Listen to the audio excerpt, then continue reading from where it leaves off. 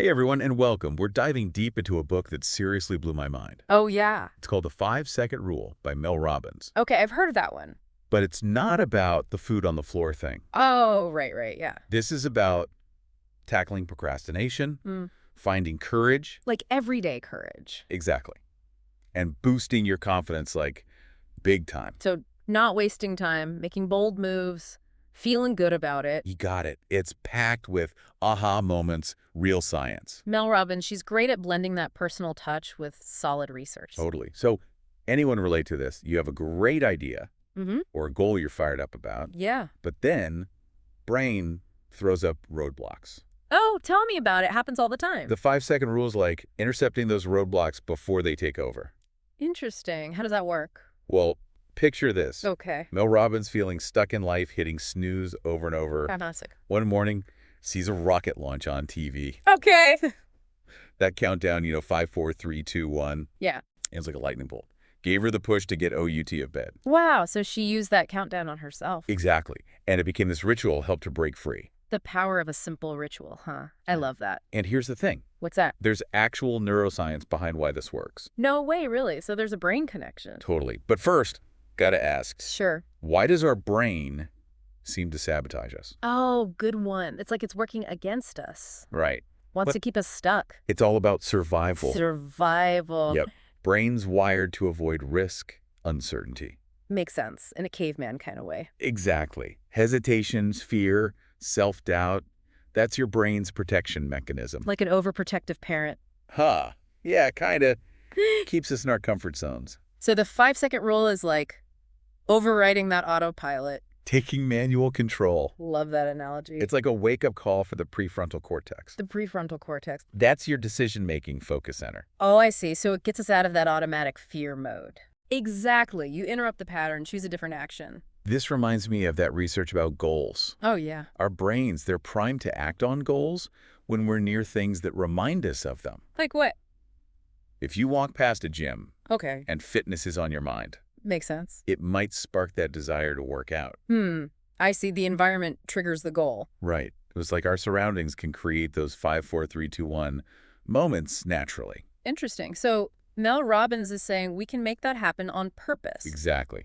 Using the countdown to shift focus, take action. I'm starting to get how this all fits together. So are we saying that everyday courage is a skill, not just a personality trait? Absolutely. The book has these amazing stories. Oh, I love a good story. This one's iconic. Okay. Rosa Parks refusing to give up her seat. Wow. That's a powerful example. It wasn't planned defiance. It was a spur-of-the-moment decision. So courage is about those everyday moments, Moments where we choose to act. not just big heroic stuff. Right. And even huge movement can start from split-second decisions. Like what? Martin Luther King Jr., leading the bus boycott, Yeah. started with an instant decision to accept the nomination. Wow. Had he thought about it longer? He might have said, and no. That's pretty mind-blowing. Right.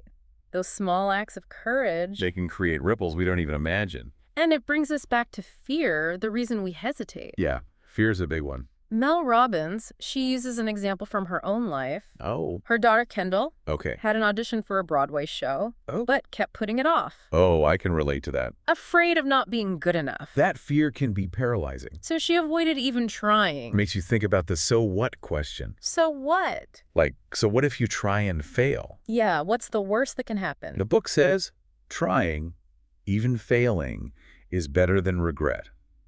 The regret of never trying. That's a good point. Mm-hmm. How do you think people can apply that? Well, gotta realize, rejection, failure, Mm-hmm. it's temporary. Okay. But regret, that can stick around. Like a bad smell. Huh. The so what helps you put fears into perspective So you're shifting your mindset from avoiding pain, to embracing potential growth. even if it's uncomfortable. Exactly. It's a powerful reframe. And sometimes Sometimes. it's not even external rejection we fear. What is it then? It's our own inner critic. Oh, that voice. The one that says we're not good enough? Yep. Those voices of worry, anxiety. It can be so loud. Absolutely. What are some ways the book talks about taming them? One powerful tool, Tell me. gratitude. Gratitude. How does that work? It shifts your brain chemistry Okay. by focusing on what you appreciate. Even when things are tough. Even then. The book has this story. I'm ready. Mel and her daughter dress Meltdown for prom. Oh, I can picture that. Mel, spiraling into anxiety, Oh, yeah. then bam, uses the 5-second rule. To stop the thoughts. Asks herself, What'd she ask? what am I grateful for right now? Oh, wow. Shifting the focus. And what do I want to remember about this? So powerful. Instead of the problem, She sees the good. how does that work? Like in our brains? Well, studies show gratitude. Yeah. It activates the brainstem, The brainstem. the part that produces dopamine. Dopamine. The feel-good chemical. Exactly. Motivation, pleasure, reward. So gratitude is like a natural mood boost. And it rewires your brain for positivity. Wow, that's amazing. It's like a science-backed way to feel better. The book also talks about What's that? reframing anxiety as Why- excitement. Wait, that seems counterintuitive. It does. Yeah. But they feel almost the same. Really? Physically. I mean, it's our mind that labels them. Oh, interesting. The book uses Mel's son, Quinn, Okay. anxious about sleepovers. Ah, She helps him reframe that nervousness as Yeah. excitement. wow. And what happened? Changed his whole experience. That's so cool. Instead of seeing those feelings as threats, You see them as anticipation, possibility. like turning fear into fuel. Exactly. Now let's talk about conquering bigger fears, the kind that hold us back in life. Mel Robbins, she's open about her fear of flying, Oh, I get that. something a lot of people struggle with. Definitely. Did she use the 5-second rule during turbulence?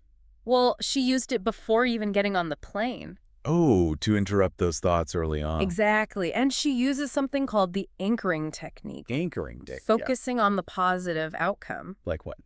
Picture yourself at your destination, feeling that relief. Oh, I like that. The book tells about Fran. Who's Fran? Learned the 5-second rule at a conference. Okay. Used it on her flight home. So she was counting down, picturing the positive. Yep. And guess what? Did it work? It did. She calmed her anxiety Wow. and realized how much fear had been controlling her. That's a great example of taking back control. Right. But what about confidence? Yeah, can the 5-second rule help with that too? Mel Robbins says this. What's that? Confidence is not a personality trait. Whoa, really? It's a belief in yourself Okay. that grows through action. Oh, I see. So it's not about being born confident, Nope.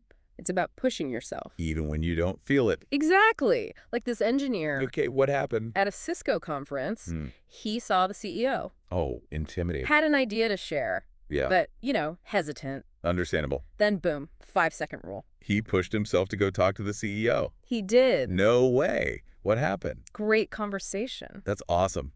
Proves confidence comes from doing. Even if it's awkward at first. What about shy or introverted people? Not doomed at all. There's hope. The book talks about free traits. Free traits. What's that?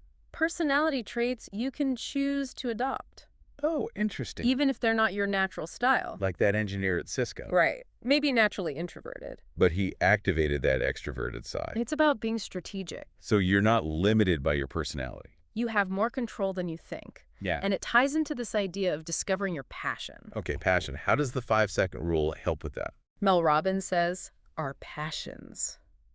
They're often right there in front of us. Hidden in plain sight. Yep. Pay attention to what sparks your interest. What gets us excited? What makes you envious of others? Oh, like when you see someone doing something cool. And you're like, dang, I wish that were me. It's about that inner curiosity. That sense of possibility. But it can be scary to actually pursue those passions. Oh, totally. Especially if it means big changes. Or going against what others expect. The book has this story about a banker named Joe. Joe the banker. She took a pottery class. Just for fun. Exactly. And she fell in love with it. Wow, so she found her passion by accident. You could say that. Took more classes, got certified as an instructor, Did you and know? then opened her own pottery studio. No way.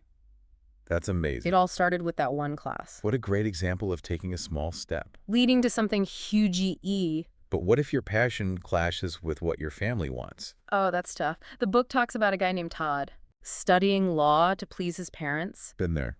but his heart was in physical education. Oof, that's a tough spot. Years of inner conflict. I can imagine feeling torn. Did he ever follow his passion? He did. It took guts, but he used the 5-second rule How to so? withdraw from law school Whoa, big move. and enroll in a PE program. Good for him. Faced his parents' disappointment. That must have been hard. But he knew he had to live authentically. Powerful story.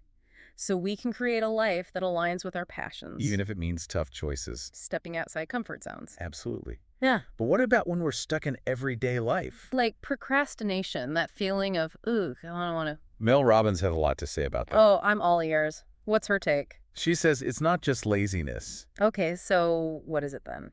Deeper fears. Fears? Like what kind? Fear of failure, judgment, not being good enough. Yeah, those can definitely stop us in our tracks. And she talks about 2 types of procrastination. 2 types.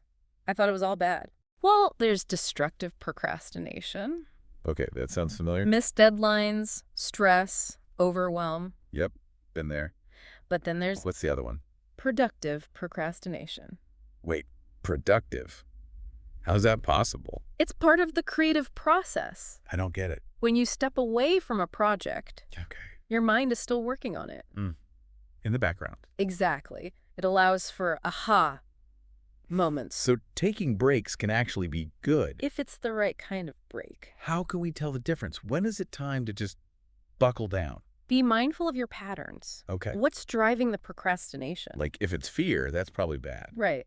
But if you're stepping back to let your mind wander, That could be good. it might be productive. And don't forget, forgive yourself for past procrastination. Yeah, holding on to guilt doesn't help. The book tells about Trishki. Trishki. Turned her life around by letting go of self-judgment. So self-compassion is key. It is. We're all human. We make mistakes. But how do we actually start fresh? Break free from those patterns. One strategy, I'm bliss. connect with your future self. Future self. Picture the person you want to be. Okay, I can do that. Make choices that align with that vision. So asking yourself, what would my future self do? Exactly. It helps you make better decisions in W. That's really cool. And another thing, Yeah. create starting rituals. Love what? Replace bad habits with good ones. Okay, give me an example. Mel Robbins replaced hitting snooze Oh, the classic snooze button. with the 5-second rule. So instead of snoozing, she counts down. 5, 4, 3, 2, 1, and launches herself out of bed. It's like a rewiring your automatic response. Totally. Take control of your mornings. Set intentions, take action. The book even breaks down Mel's morning routine. Oh, I love a good routine breakdown. Waking up early, drinking water, meditating. Sounds healthy. And here's an interesting one. Tell me. Planning her quitting time the night before. Planning your quitting time. Why? It's about being intentional with your time. Setting boundaries around work. Yep. It's so easy to get caught up in the hustle. And then work takes over your life. Exactly. Planning your quitting time Yeah. helps you prioritize well-being. Making time for things that matter. Family, hobbies, self-care. It's about balance. A more fulfilling life, not just a productive one. Like that. There's the story about Stephen. Even. Used the 5-second rule to break his snooze button habit, Okay. transformed his mornings. What a difference a routine can make. He went from settling to pursuing his passions. That's inspiring. So how do we apply this to areas where we resist? Like exercise. Yes. Exercise. I know it's good for me. But sometimes The motivation just isn't there. you'll never always feel like it. Sure. Recognize that resistance Okay. and use the 5-second rule to push through. So don't wait for motivation. Just count down and move. 5, 4, 3, 2, 1, and go. Exactly. Action first, motivation often follows. Makes sense. Any stories about that? Melanie used the 5-second rule to overcome exercise resistance. Okay. She described it as a sense of freedom, a breakthrough. Just by taking action, even when she didn't feel like it. The reward comes from doing it. Not just from thinking about it. The book also has stories about facing health challenges. Oh, wow. That's a whole other level. Like Greg Cheek, Who's that? diagnosed with stage 3 cancer, Oh, my goodness. and he ran 10 marathons after his diagnosis. What? That's incredible. Talk about resilience. Wow. Shows that we can choose courage even in adversity. Sometimes those challenges are about facing fears, taking preventative measures. Taking checkups. Exactly. The book talks about Amy Robach. From Good Morning America. Yes, she was asked to have her first mammogram Okay. live on air during Breast Cancer Awareness Month. Wow, that takes guts. She was hesitant at first, I can imagine. but Robin Roberts, a fellow anchor and survivor, Oh, wow. she convinced Amy, emphasized early detection. So powerful. What happened? Amy had the mammogram. It turned out she had breast cancer. Oh, no, but because of the mammogram, They caught it early, she got treatment. and now she's cancer-free. Wow. That's a real-life example of courage saving a life. It's a reminder to take care of ourselves, And the book talks about setting boundaries. especially with technology. Oh, yeah, that's a big one. Protecting our time, focus. In a world full of distractions. Mel's own daughter, Kendall. Okay. She realized social media was affecting her, How so? impacting her productivity. Yeah. Made a decision. What did she do? Deleted Instagram and VSCO from her phone. Wow, that's a big step. She realized it was involuntary, checking those apps. Like a habit. Removing them broke the cycle of distraction. I think we've all been there. So we can use the 5-second rule to create those boundaries. Be more mindful. Exactly. The book also talks about What else? the power of morning routines, Okay, I'm intrigued. using those first few hours wisely. Mel Robbins has a specific routine. 7 steps. Waking up early, drinking water, meditating, and get this, I'm ready? planning her quitting time the night before. Whoa, that's interesting. I've never thought about that. It's all about setting the tone for the day.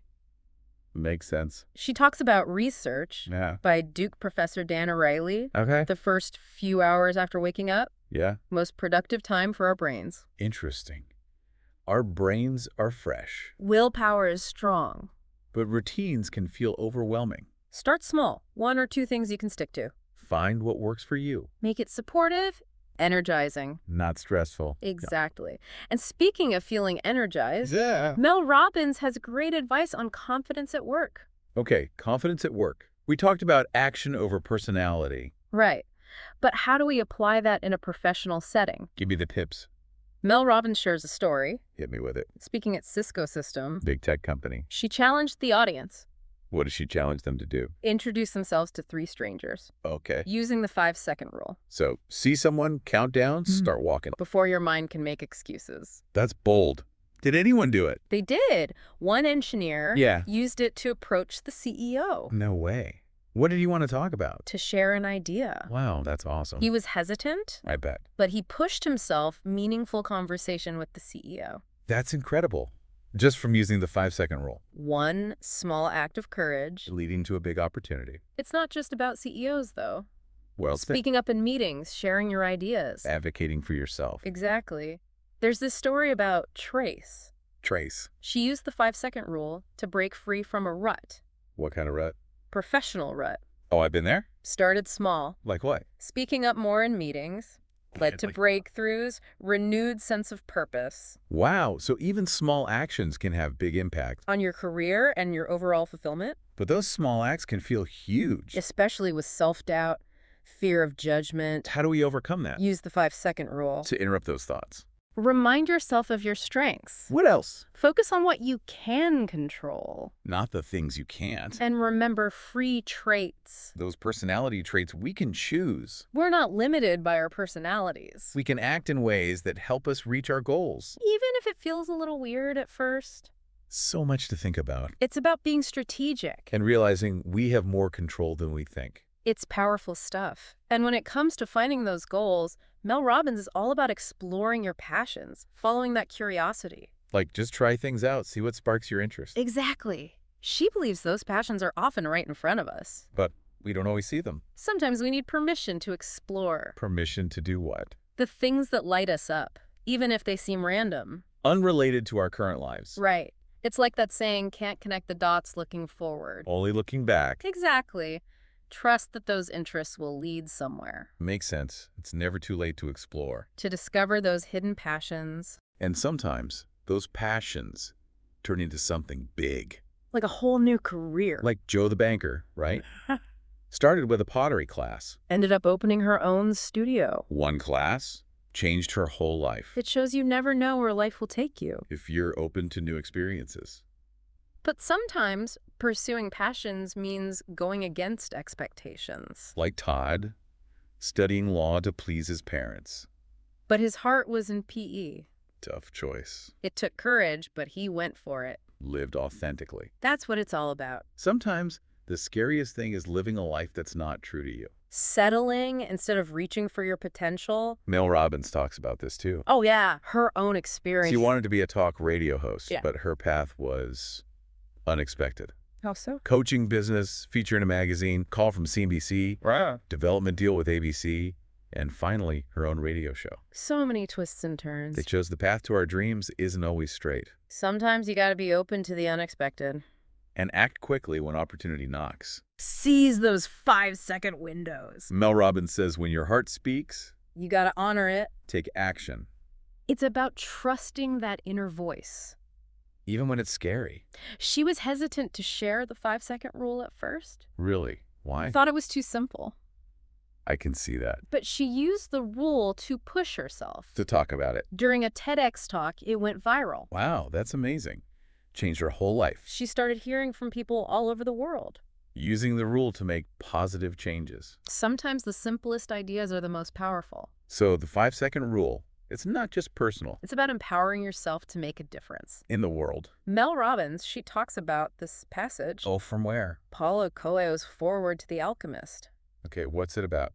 This man spends his life searching for treasure, Okay. only to realize at the end What? the treasure was with him all along. Wow, I get that. We look for external validation. And forget about the power we already have. The real treasure is inside. It's about courage. Listening to your heart. Pushing past those limitations. Stop waiting for permission to live your dreams. Embrace those imperfections. This is it, our one precious life. We can't change the past. But we can create a different future. And the book ends with this powerful call to action. When your heart speaks, honor it.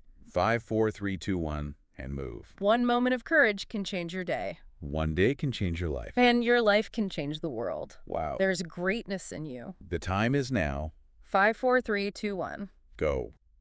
So what will your 5, 4, 3, 2, 1 moment be? What small step can you take right now to unlock your courage? And start creating the life you want. This has been an incredible deep dive into the 5-second rule. Remember, the power to change is within you. Don't wait for the perfect moment. Create it. 5, 4, 3, 2, 1. Go.